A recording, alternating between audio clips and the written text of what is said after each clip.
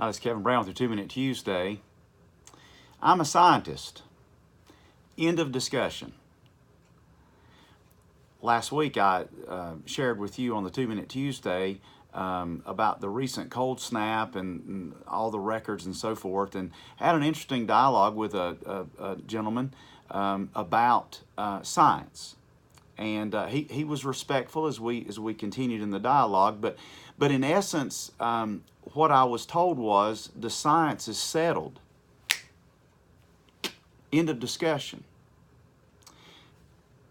I tried to kindly say to him, and again we had a good dialogue, that supposedly the science was settled back with Roe versus Wade in 1973. The science was settled in the late 60s and early 70s, which greatly impacted and influenced the Supreme Court justices in the Roe v. Wade decision, that they said, no, that was a blob of tissue inside of the woman. This is a 12-week baby inside of a woman. This is a 20-week.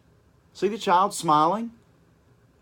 And supposedly the baby could not feel any sort of stimuli. The science was not settled.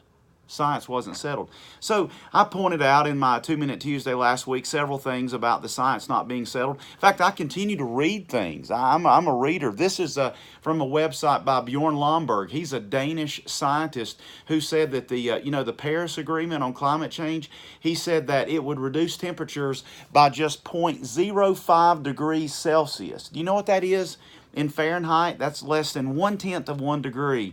If all the nations work together and tried to reduce CO2 emissions, it would only drop the temperature less than 1/10 of 1 degree by the year 2100. But because he's not part of the agenda and he's not towing the line, he's purported as an idiot, and he's considered someone not to be respected. It's kind of like the science that we have today regarding gender.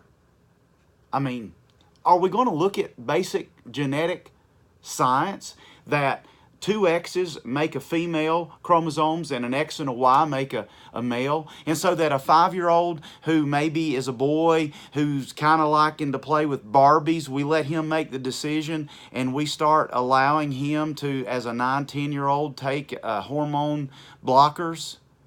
Will people look back at us in 50 years and say in the year 2018 that we were some barbaric people who just emaciated people because they felt like a boy or a girl as a child or even a young teenager? The science is not settled, that's the point. And the science wasn't settled with the abortion and pro-choice issue either. That's my point. Continue to think, and let's not shut each other down.